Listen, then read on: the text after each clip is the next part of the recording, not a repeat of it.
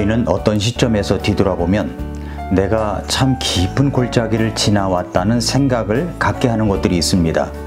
아니, 지금도 그런 골짜기에 내려가 언제 이 골짜기를 벗어날까 고민하는 사람도 있을지 모르겠습니다. 인생을 지나다 보면 일이 순조롭게 되지 않을 때가 있죠. 그래서 곤란을 겪고 바닥에 주저앉고 밤새 신음하며 지낼 때도 있습니다. 이러한 것을 한 단어로 이야기한다면 역경이라고 말할 수 있을 것입니다. 역경이란 사전적 의미를 보니까 일이 순조롭지 않아 매우 어렵게 된 처지나 환경을 말하는 겁니다. 예수님을 믿고 구원받고 나서 이런 역경의 시기를 지냈던 성도들이 있었습니다. 그런 성도들을 향하여 쓴 서신이 바로 베드로 전서와 후서입니다. 베드로는 본도와 갈라디아와 갑바도기아와 아시아와 비두니아에 거하던 그리스도인들이 역경의 시간을 보내고 있는 것을 알고 이 서신을 보낸 겁니다.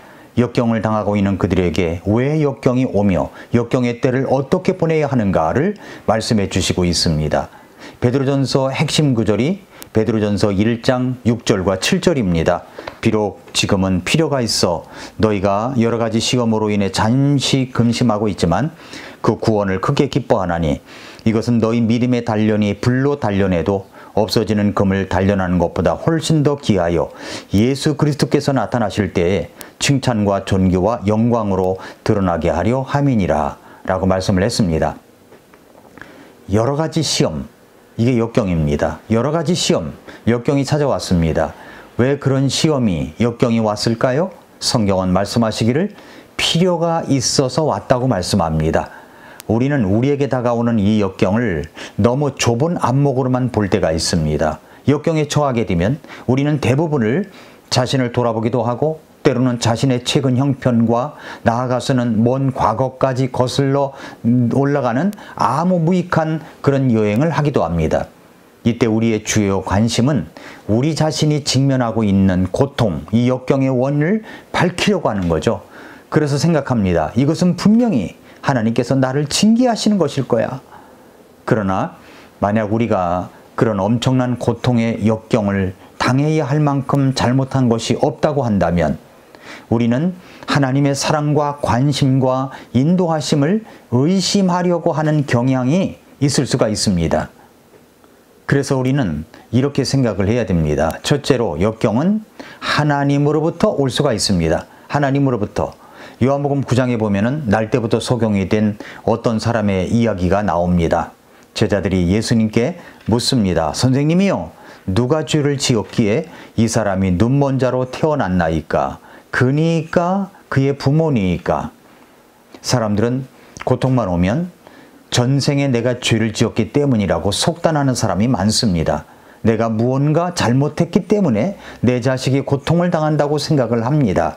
제자들도 똑같은 질문을 지금 던지고 있는 겁니다. 그러자 예수님께서 뭐라고 대답하셨습니까?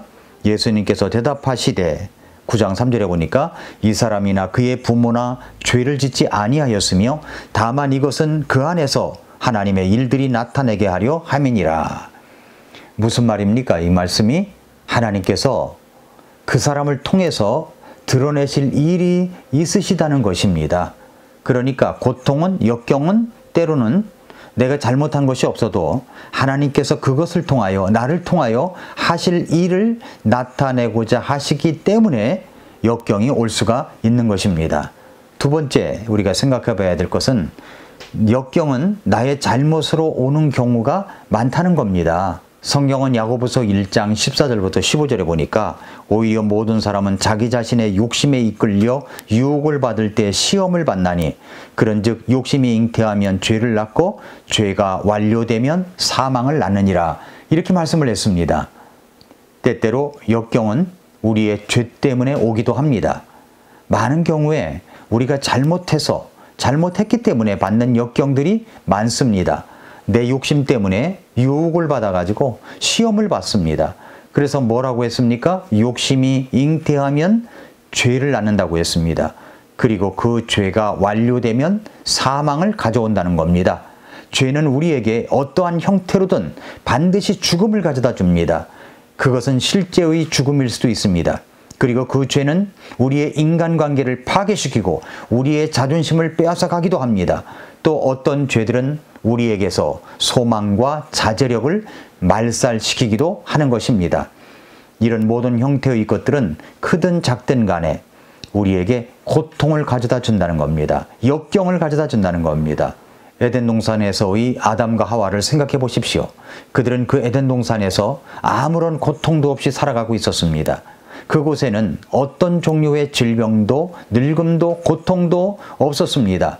그들 사이에는 상대를 향한 적개심도 없었고 환경적으로도 전혀 부족함이 없는 아주 매우 아름다운 곳이었습니다.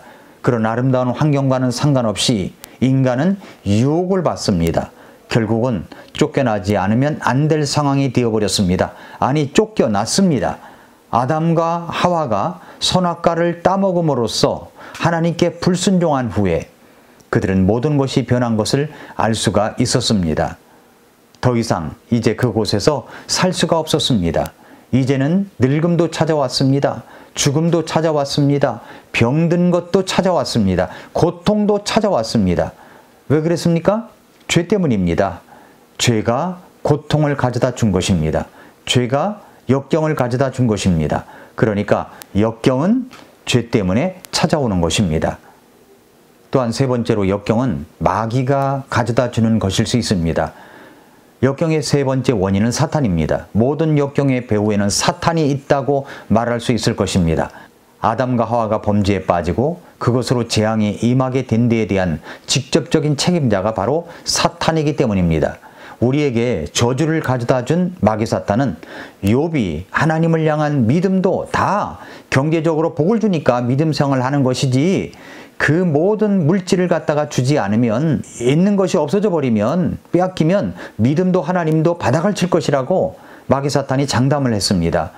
그러자 하나님께서 그의 생명에는 손을 대지 말고 네가 다른 거 해보라고 하신 겁니다. 그래서 욥은 하루아침에 재산도 자식들도 모두 잃어버리는 결과를 가져왔습니다. 우리는 일상생활 속에서 역경의 원인이 무엇인지 분간하는 것이 얼마나 어려운 일인지를 잘 알고 있습니다. 우리 자신의 죄로 인한 경우에는 금방 알아낼 수 있습니다. 그러나 그것이 우리의 죄로 인한 것이 아닐 때에는 구별하기가 매우 어렵습니다. 우리는 하나님께서 배후에 계신 일에 대해서 마귀를 탓하고 싶지는 않을 것입니다. 우리가 역경의 원인을 밝혀내는 데에는 단순히 이 세 가지만은 말할 수 없을 것입니다. 그러나 우리는 역경의 원인을 밝혀내는 것보다 더 중요한 것이 있음을 알아야 됩니다. 그것은 바로 역경이 어떤 형태로 왔든지 간에 역경에 대한 우리의 반응입니다. 그것은 역경의 원인과 상관없이 하나님께서 우리의 믿음과 헌신을 더욱 깊게 하시기 위해서 사용하시는 가장 효과적인 도구가 되기 때문에 그렇습니다.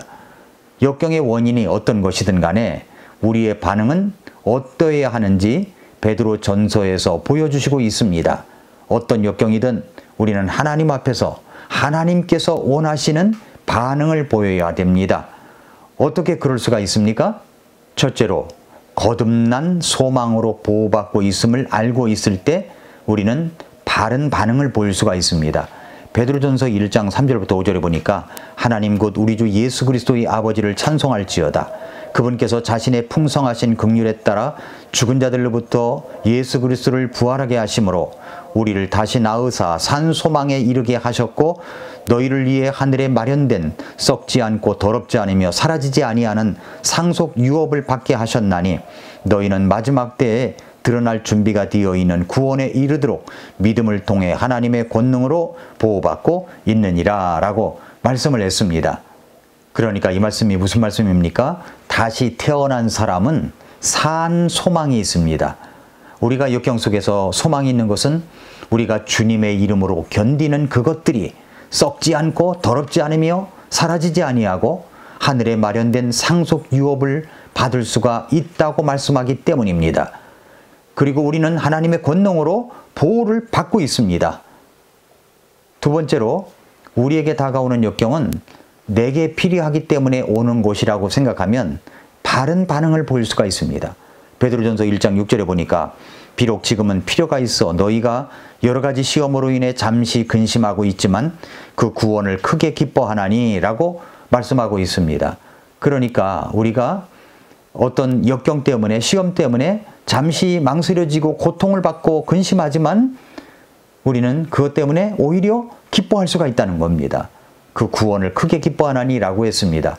마지막 세 번째는 우리가 역경을 견뎌내면 결국 이것은 주님의 날에 칭찬과 존귀와 영광이 있다는 것을 바라보면 바른 반응을 우리가 보일 수가 있습니다. 베드로전서 1장 7절에서 이것은 너희 믿음의 단련이 불로 단련해도 없어지는 금을 단련하는 것보다 훨씬 더 귀하여 예수 그리스도께서 나타나실 때 칭찬과 존귀와 영광으로 드러나게 하려 함이니라 말씀했습니다. 역경은 결국 믿음의 단련입니다. 이것은 금을 단련하는 것보다 더 귀한 것입니다. 결국 우리가 주님 앞에서 칭찬이 있게 될 것입니다. 존귀함을 받게 될 것입니다. 영광으로 드러나게 될 것입니다. 사랑하는 성도 여러분, 애청자 여러분, 여러분의 삶의 여정 속에서 역경이 혹시 있습니까? 그 역경이 원인이 무엇인가를 밝히기보다 어떤 역경이든 그 역경에 대하여 하나님께서 원하시는 반응을 보이십시오. 그 역경이라는 도구로 인해서 금보다 더 귀한 믿음의 단련으로 말미암아 여러분이 칭찬과 존귀와 영광이 있게 될 것입니다. 오늘도 미라클 모닝입니다.